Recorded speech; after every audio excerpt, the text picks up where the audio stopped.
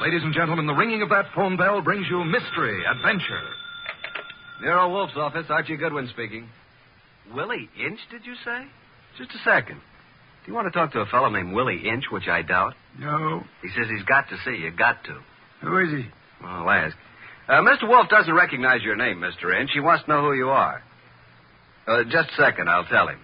Mr. Inch says he's a sneak thief. He says you never heard of him, but he's heard of you. Should I tell him to get lost? Wait a minute, Archie. Ask him what he wants. Inch, Mr. Wolfe wants to know what you want to see him about. A phony murder rap. Says a phony murder rap. It'd have to be, wouldn't it, Archie? How do you mean? Phony, I mean. Did you ever hear of a sneak thief committing murder if it could possibly be avoided? Yes, Archie. Tell Mr. Inch. I'll listen to his story.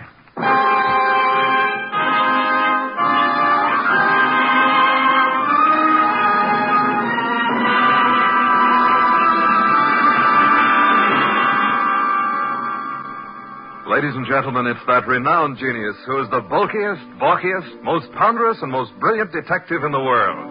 Yes, none other than that chair-borne mass of unpredictable intellect, Nero Wolfe. Created by Rex Stout and brought to you in a new series of adventures over this NBC network in the person of Mr. Sidney Greenstreet.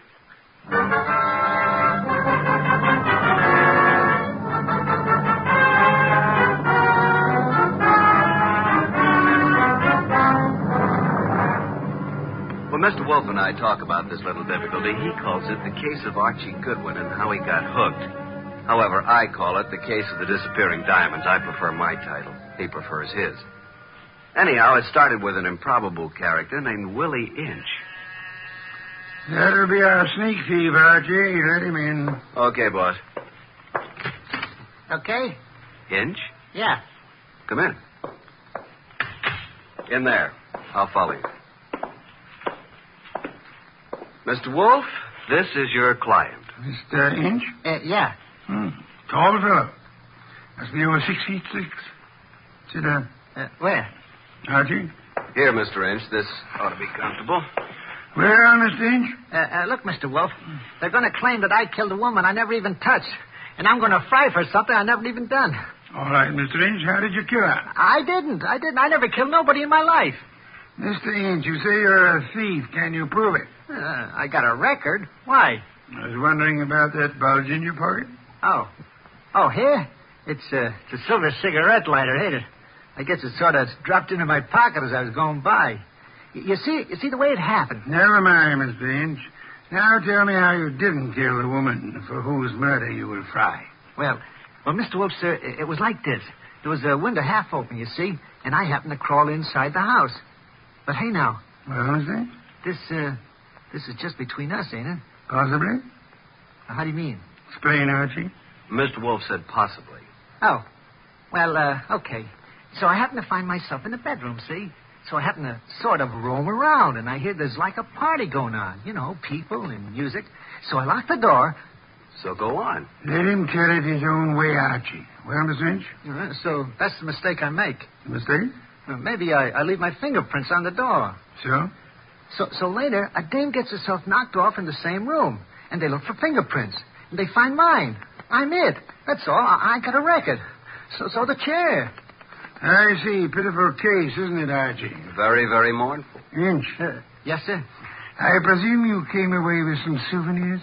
Oh, nothing. It wasn't worth the trouble. You know, just odds and ends, junk. Have you got the junk with you? Yeah. Let me see. Here. Cigarette case, platinum. Lighter, gold. Vanity case, gold. That's all? Positively. Junk, the man says. I promise nothing, Mr. Inch, but it might be better if you told the truth. Me? You. Oh, well. One square-cut emerald ring. I just happened to find it. Here's something more. A pewter ashtray. Look, the room is dark. I can't see. Piles of coats on the beds and hats and handbags. I take what I find. Why didn't you turn on the lights? One of these big standing lamps. You know what I mean. Go on. I bump into it, and it scares the living... I mean, it scares me. So? I turn the switch. It don't work. Archie. That sounds like the law, boss. The law. Stay right where you are, Willie. May I suggest that there is a way to find out, Archie? Okay. We don't want any. Good morning, Goodwin. You remember me, your old friend, Inspector Kramer? 2 gentlemen with me are also with the department, Pearlie and Ostrakovich. May we come in? What do you want? We want a murderer, and we want some rocks worth $250,000. Does that answer your question? What makes you think you'll find all those goodies here? Come in, men. We know Willie Inch is here. Where is he? Now, just a second. We're coming with you, Goodwin. Okay, Inspector, come along. Well, Archie? The law. That's Willie Inch, frisk him. No weapons? Okay, just put the cuffs on him. Inspector Kramer. Oh, yes. Hello, Wolf. I want to tell you something about this man whom you and your men have so bravely captured in my office. You don't need to tell me about him, Wolf. We know about him. Do you indeed? Yes. We know he killed Mrs. Florence Avery March and stripped $250,000 worth of diamonds off her. That's all we need to know. I didn't do no such a thing. Where's the ice, Willie? I never even seen none, honest. Take him away, boys. I'll make the charge when I get back to my office. Wait. Mr. Wolfe, sir. Take him. Look, I ain't done nothing, I tell you. Inspector Kramer. Yeah. We're going to have a little talk now, aren't we? If necessary. How do you mean? Explain, Archie. Mr. Wolfe means you're going to have a little talk, if necessary. Very funny. I will now draw up a chair and show you why it's necessary. In the first place, $250,000 worth of diamonds makes it necessary. Archie, if you please, a bottle of beer. Okay. Will the inspector name his poison? You know I never drink on duty. And just for me, Archie, please. On my way.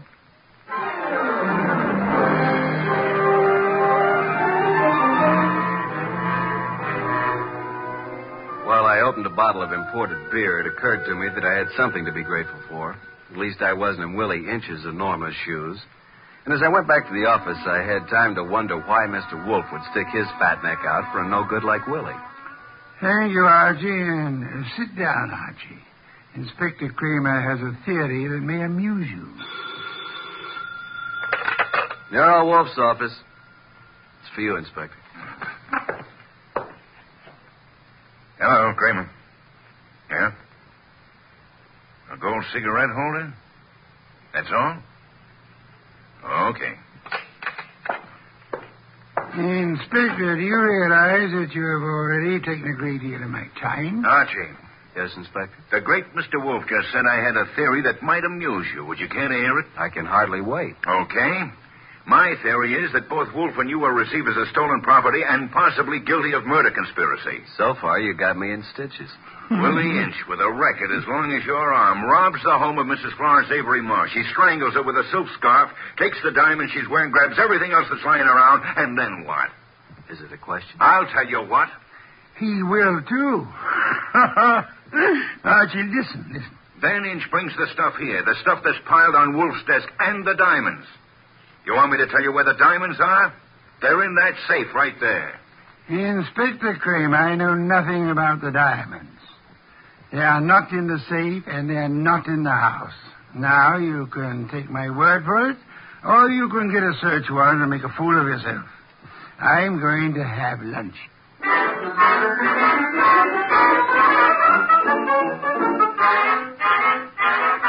By 2 o'clock, the newspapers were full of the murder of Mrs. Florence Avery March. The suspect was already in custody, caught at the home of Nero Wolfe, well-known private investigator. Some of the stolen jewelry had been recovered, but not the diamonds. Then we had a visit from Mr. Anson Stark, who had opened Mrs. March's door and found her dead.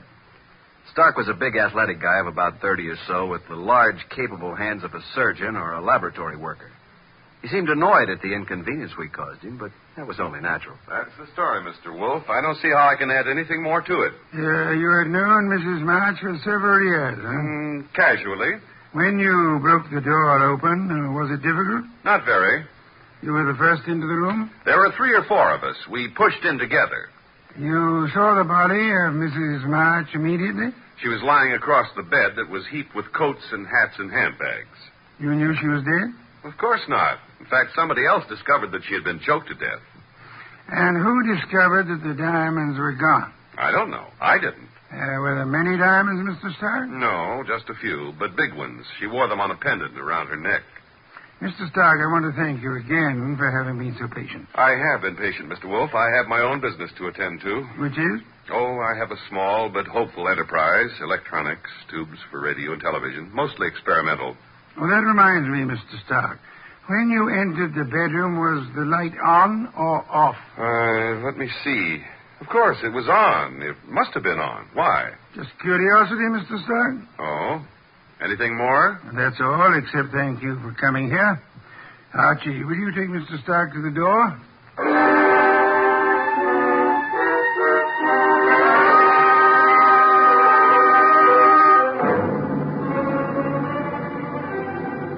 Mr. Stark departed like a man who'd been delayed by a petty annoyance. A few minutes later, the door buzzed, and I went expecting anything. Anything but what was standing on the threshold when I opened up. A honey blonde. Or, to put it another way, a blonde honey. I said hello. No, more like hello. Are you Mr. Wolfe? I'm his assistant, Archie Goodwin, and what can we do for you? Well, I'm Valerie Ladd. And I'm Archie Goodwin. Or did I tell you that? Well, that's exactly where I came in. Well, I mean, where I thought you were going to ask me to come in. Oh, come in. I'm sorry. Well, is he here? Wolfe? Mm-hmm. Does he know you? No. Is he expecting you? No. I see. Of course you don't see, do you? Well, this is it, Mr. Goodwin. I'm a writer. Well, I may not look like it, but that's what I am. And I want to do a profile, a character study of Mr. Wolfe for a magazine. Oh. Well, what's wrong? Well, you see, there's a writer named Rex Stout. Oh, I know. He's written a lot about Nero Wolfe, but, well, can't I write about him, too? I don't know if he's going to like it, but you can't be shot for trying. Come on. Mr. Wolfe, this is Valerie Ladd. Pardon me for not rising, Miss Ladd. It is not impolite. It is merely impracticable. Miss Ladd wants to write about you for a magazine. Please, Mr. Wolfe. Nonsense. Mr. Wolfe, if I could just spend a few hours with you, that would be enough. Would it indeed? Oh, yes. Have you written much, Miss Ladd? Oh, reams. You know, the habits of writers interest me. The habits? Yeah, the writing habits. For instance, do you use a pen or a pencil? Do you dictate, or like most writers, do you do your own typing? Mr. Wolfe, if you knew the hours and days and years that I've pounded a typewriter. Of course. Archie. Yes, sir? Why don't you take Miss Ladd up and show her the orchids?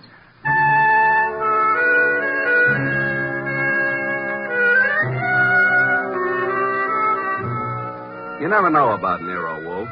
At least I never do. This was something I would have bet against 1,000 to 1. I couldn't understand it. But I certainly couldn't complain. Archie, look at this one. Oh, did you ever see anything so gorgeous? Very pretty. They're all just beyond belief. Yeah? But you're not even looking at them, Archie. What? Oh. Archie, are you always like this? What do you mean like this? Well, so distant and preoccupied. Honey, you got me wrong. Completely. I was thinking. Oh. Yeah, about telephone numbers. Well, it's a lovely thing to think about. What can you think about telephone numbers? I was thinking how some girls have them and some don't. Oh, I see. Archie, I apologize. For what? I did have you wrong. You're not a bit distant. I can be a lot closer than this, honey. What is it? What's what? The number. Oh, it's in the book. Yeah? No wonder. Sound as if you don't believe me. Oh, I believe you, but here's a telephone book here. Let's look it up together, shall we? Archie. Yeah. I'm afraid I lied to you. I was afraid of that, too. Are you angry? Well, I can take no for an answer, honey. Even when it's hard to take. Archie, I've changed my mind. I want you to have my number. And I want you to use it, too. You know, honey, I'm beginning to take an interest in this dialogue. Let's have it. Okay. Olympia 93659. And a very, very pretty number it is. Valerie Ladd. 2 D's? Mm-hmm. Olympia 93659. Honey Blonde. gorgeous. Oh. Spelled gorgeous. There. What are we doing tonight, Olympia 9? And I said that you were distant and preoccupied. We were talking about tonight. All right, Archie. Yes, I'd love it. Oh, these orchids, they're really beyond belief. And you won't even look at them. True. I'm too busy looking at you. Well, how do I look, Archie? Beyond belief, honey. Beyond belief. Well, there goes the Goodwin luck again. It's a house phone, partner. Mm-hmm. Yes, sir. Okay. He wants us to come down. Archie, Yes, dear. even if he says no, we still have a date? Honey, though the heavens fall.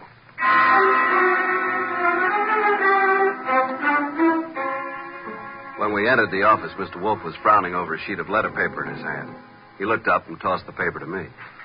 That is a peculiar thing, Archie. The sheet of letter paper just arrived. Since Miss Ladd is interested in detection, show it to her. Thank you. Well, some sort of code, isn't it? QWERTYUIOP. That's all. What do you suppose it means? You're kidding. Archie. Oh. What, did I say something wrong? No. Miss Ladd, I'm sorry, but I'm afraid I haven't time for an interview just now. Goodbye, Miss Ladd. Oh, but Mr. Wolfe. Goodbye. Archie? Say goodbye to Mr. Wolfe and let's go, honey. Goodbye. That's the way things can be around here. Well, here's the door, and shall we pause for station identification?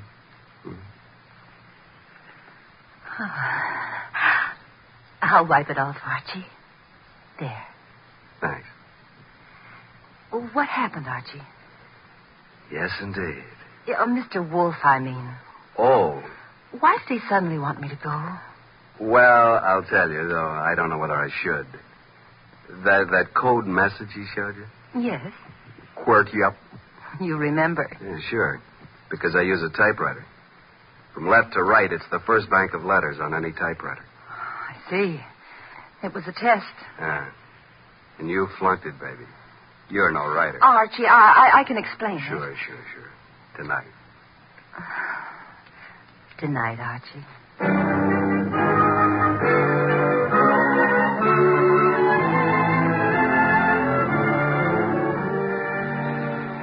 You do believe me, don't you, Archie? Oh, of course, baby, of course. Well, it's just that I was there at the party, when poor Florence was murdered. Then I read in the paper about, how they caught the man at Nero Wolfe. And I always wanted to be a writer, so I thought if I could get an exclusive interview that would be a good way to start my career, wouldn't it? Yes, it would. Pardon me a second, will you, Valerie? I got to make a phone call. There's a booth. It'll only take a minute or two.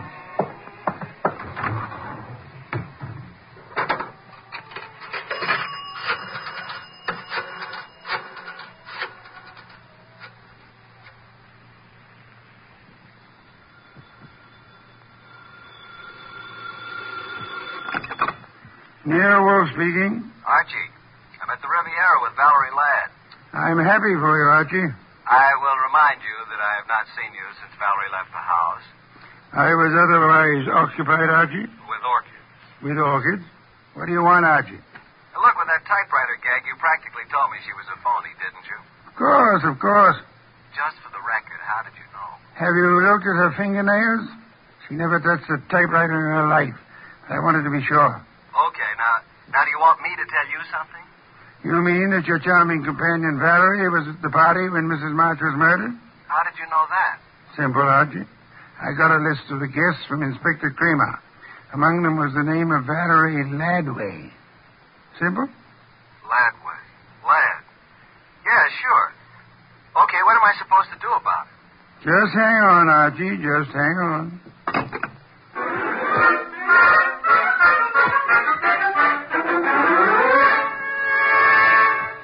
I went back to the honey blonde, the beautiful phony Valerie Ladway. I went back to the table where she should have been, but she wasn't there. I sat down and waited. Looked at my watch, 11:24. 11:32, no Miss Ladway. 11:45, I finally realized that not only Valerie, but her coat and bag were also absent. I called the waiter. Yes, sir. What happened to my friend? The young lady left some time ago, sir. Okay, give me the bill. She paid it, sir. She did? Yes, sir. In fact, she said you gave her the money for it. Yeah? Wait a minute. Well, I didn't know it, but she is certainly right.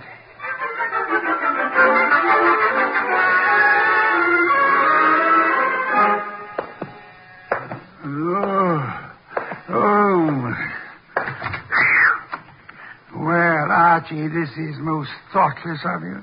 Sorry, I lost my keys. My money, too. Your keys, Archie? Yeah.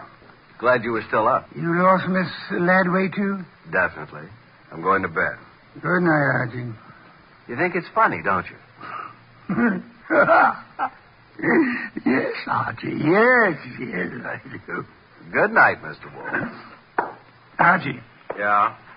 before you retire, one thing. What? Open the safe, will you? And leave it open.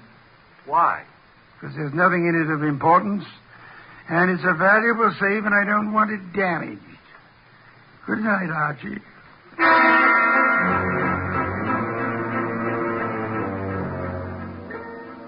At about 2 o'clock in the morning, I thought I heard a noise.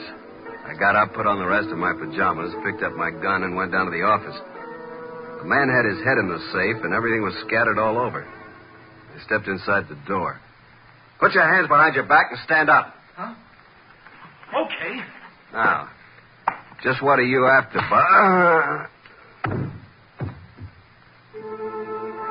When I woke up, I was alone on the office floor. I did not feel good. The place looked as if a hurricane had struck it. Every file drawer had been emptied. I felt a draft from somewhere. Got to my feet, trying not to joggle my head too much. There's the front door standing open. I closed it gently. Then very, very gently, I groped my way to the kitchen for ice, water, and towels. Archie. What? Oh, didn't you hear me scream? No. Is it bad? It's better. You're angry, aren't you? Nuts. What, Archie? I said nuts, Mr. Wolfe. Nuts. I'm sorry about what happened, Yeah, you expected it. but I didn't expect you to be caught by somebody behind you. You must have known there would be two of them. Now, how would I know that? How? Think of Mr. Ladway's delicate hands. Do you believe she intended to open the safe herself? You think she stole my keys and so on. Well, let me tell you... Hey, wait. That guy was digging in the safe that... Then who hit me in the head? Archie, someday you'll be the death of me.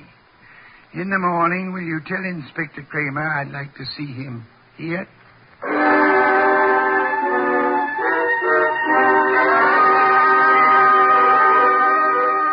Fuming and protesting, Kramer arrived about 1:30. When I let him into the office, Mr. Wolfe was gazing thoughtfully at the ground floor plan of the house of the late Mrs. Florence Avery March. We'd gotten it from the original architects. Wolfe looked up and almost smiled. Thank you for coming to me, Inspector. You know how difficult it is for me to come to you. Okay. What's up? I take it you haven't found the diamonds. No, not yet. We'll break inch down, though. Don't think we won't. Oh, I'm sure. But this is what I want to ask you, and it's quite serious. Okay. All right. What? After the body was found, your men arrived at the house before anyone left. Right. And before anybody was allowed to go, every person was searched thoroughly. Nobody could have gotten a pin or a needle out of that place.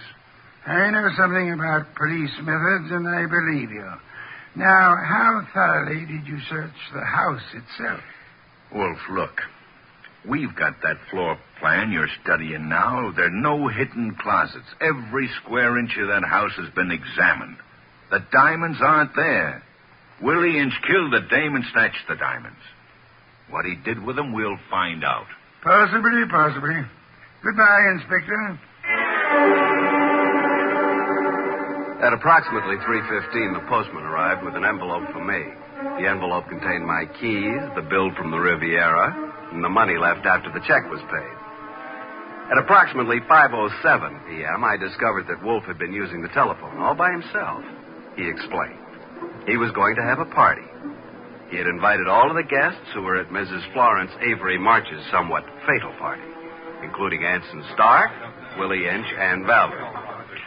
Nero Wolfe, the natural-born ham, he made an entrance that would have been worthy of Queen Victoria in her heavier days. He sat in his oversized throne behind his oversized desk and beamed at the peasants. Valerie moved toward me. I'm sorry, Archie, but you must know why I did it. Why? Well, you said I wasn't a writer. I wanted to prove that you weren't a detective. Did you take the stuff while we were dancing? I could have, couldn't I? You could have bumped me on the head last night, too, couldn't you? Oh, Archie. Let it go. It was humiliating, though. Ladies and gentlemen, I'm sure you realize the purpose of this party. We want to know who killed Mrs. March and what became of her diamonds. Mr. Inch. Yeah? When you visited the room where the body was found, the room was dark? The bulb was burned out. I tried to turn it on. There had been a body on the bed. Would you have seen it? Maybe. With all those coats, maybe not. Sure. Mr. Stark? Yes, I said the light was on. Perhaps I was wrong. What of it? You're engaged in the manufacture of tubes for radio and television, huh? I told you that. Inspector Kramer. Yeah, what? A light bulb was found in the wastebasket in the room where Mrs. March died. Yeah. Like you said, we tried the bulb in the socket and it worked. So what? One more question. Does anybody remember whether Mr. Stark was carrying a bundle or a package under his arm when he arrived at Mrs. March's party? Oh, I do, Mr. Wolfe. I think he had a box of flowers. That's true. I did bring flowers. No, Mr. Stark. That box contained 2 parts of a light bulb and some adhesive.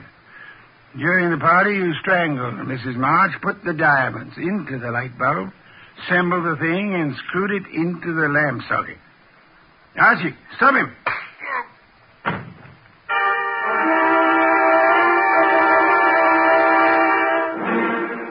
Really, Archie, it was quite simple.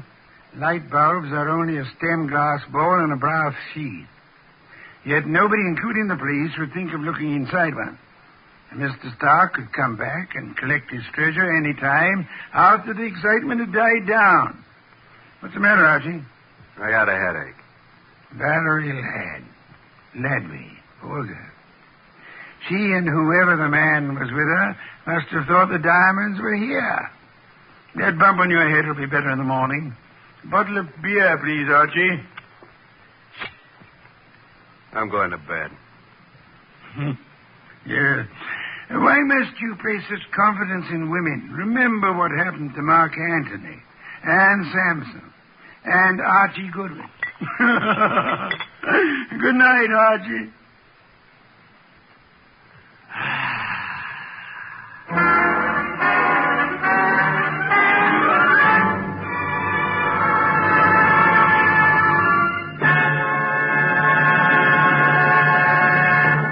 You have been listening to The New Adventures of Nero Wolfe, starring Sidney Greenstreet.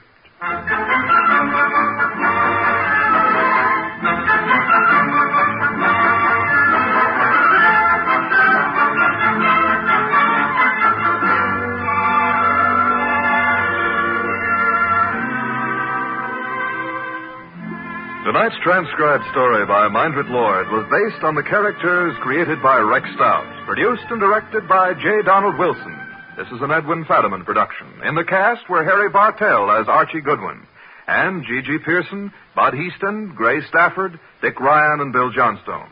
Next week at this same time, Nero Wolfe and Archie will bring you The Case of the Midnight Ride. Don Stanley speaking. 3 chimes mean good times on NBC.